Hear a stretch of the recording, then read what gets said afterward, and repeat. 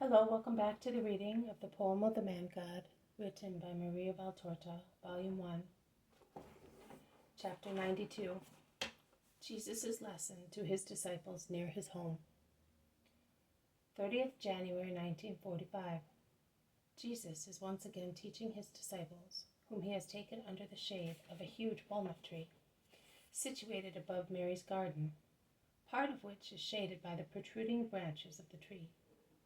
It is a stormy day, and a storm is impending that is probably the reason why Jesus did not go too far from his house. Mary comes and goes from the garden to the house, and each time she looks up and smiles at her Jesus, sitting on the grass near the tree trunk, surrounded by his disciples. Jesus says, "I told you yesterday that today's lesson would be on what was caused yesterday by a careless word, and here is the lesson. You must consider as certain, and it should be your rule when acting, that nothing of what is hidden will remain such forever. It is either God who takes care to make known the work of one of his children by means of his miracles, or by means of the words of just people who acknowledge the merits of a brother.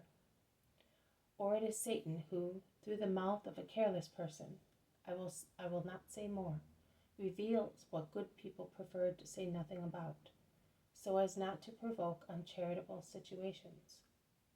Or Satan distorts the truth in order to create confusion in the minds of people.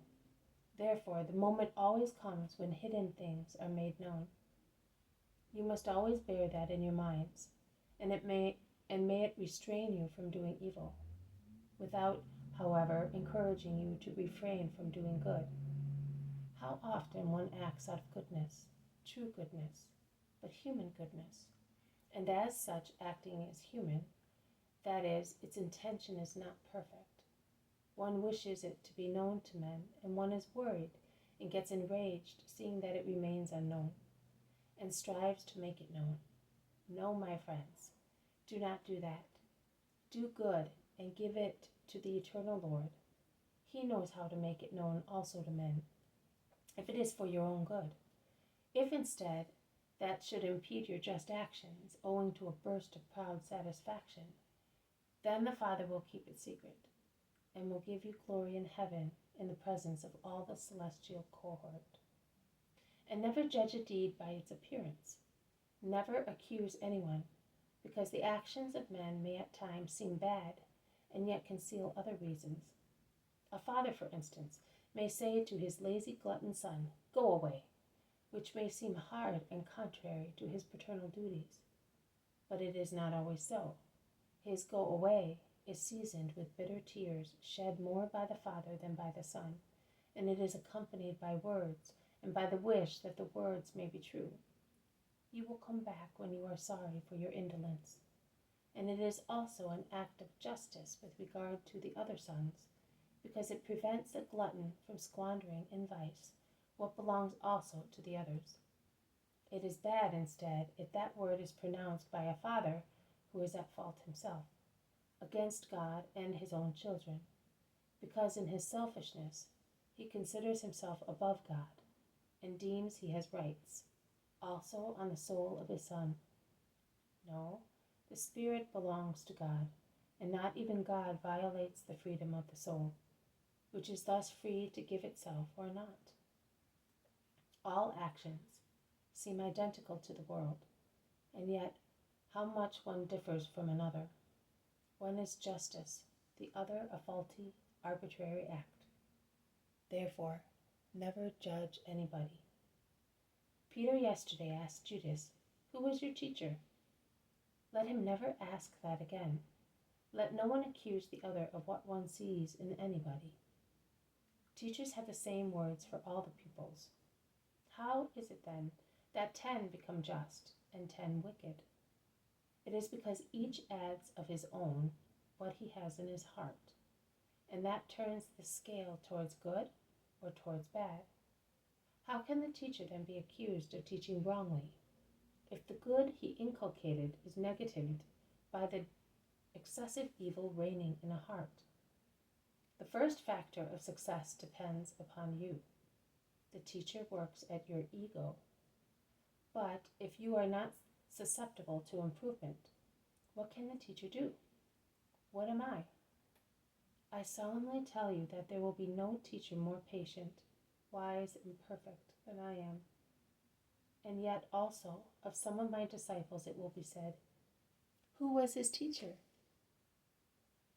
When judging, do not allow yourselves to be overwhelmed by personal reasons. Yesterday, Judas, who loves his region more than it is fair, thought I was unfair to it. Man is often subject to such imponderable elements as love for his fatherland, or attachment to an idea, and like a kingfisher that has lost its bearings, he deviates from his destination.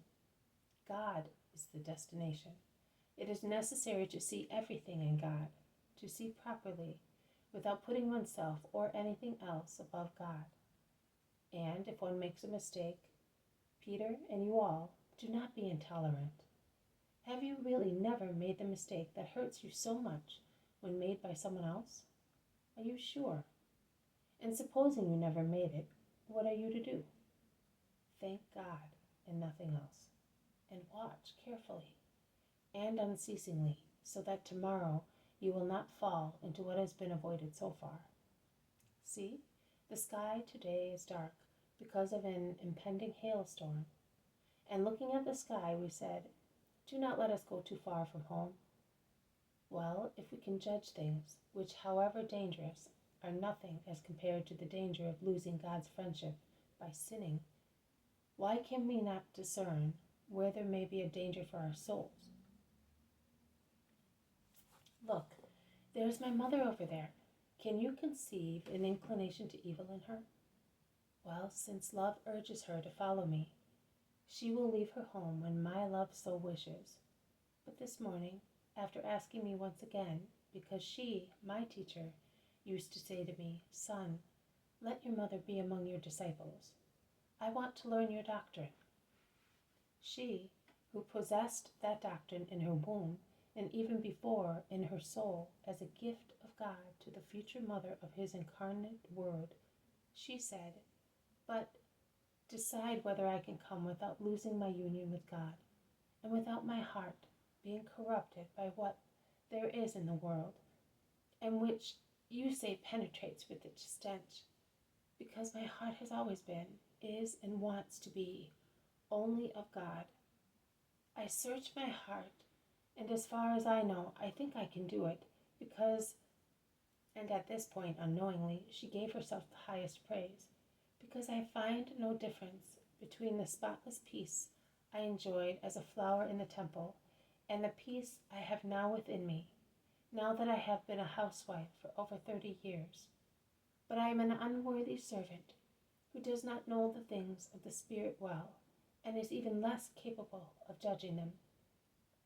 You are the Word, the wisdom, the light, and you may be the light of your poor mother, who is agreeable not to see you any longer, rather than not be grateful to the Lord. And I had to say to her, while my heart trembled with admiration, Mother, I tell you, it is not you that will be corrupted by the world, but it is the world that will be purified by you. My mother, as you have just heard, has been able to see the dangers of living in the world. Dangers also for her. And you, men, should you not see them? Oh, Satan is really lying in wait, and only those on the alert will win. And the others? You are asking about the others? For the others it will be as it was written. What was written, Master?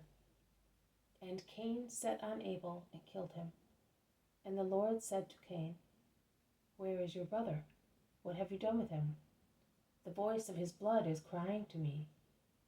Now you shall be accursed on the earth that has tasted human blood at the hands of a brother who has opened the veins of his brother, and that horrid thirst of the earth for human blood will never cease.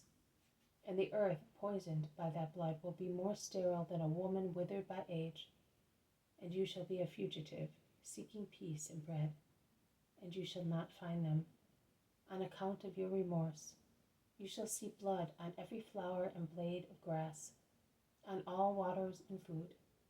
The sky will seem blood to you, and the sea blood, and from the sky, from the earth, and the sea, 3 voices will reach you, the voice of God, of the innocent, of the demon, and you will kill yourself not to hear them. Genesis does not say that, remarks Peter. No, Genesis does not, but I do, and I am not mistaken. And I say so for the new Cains of the new Abels, for those who, not watching over themselves and the enemy, will become one thing with him. But none of us will be such. Is that right, Master?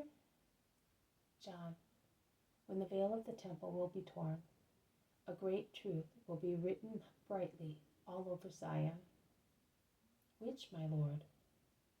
That the children of darkness have in vain been in touch with the light. Remember that, John. Will I be a son of darkness, Master? No, not you. But remember that, to explain the crime to the world. Which crime, Lord? Cain's? No, that is the first chord of Satan's hymn. I am referring to the perfect crime, the inconceivable crime, the one to understand which it is necessary to look at it through the sun of divine love and through Satan's mind, because only the perfect love and the perfect hatred, only the infinite good and the infinite evil can explain such offer and such sin. Do you hear that? Satan seems to be listening and shouting out of the desire to commit it. Let us go before the cloud bursts with lightning and hailstones. And they run down the cliff, jumping into Mary's garden, while the storm begins to rage. This has been a reading from the poem of the Man God, written by Maria Valtorta, Volume 1, Chapter 92, Jesus' Lesson to His Disciples near His home. Thank you for listening. I will see you tomorrow. May God bless you, and may peace be with you.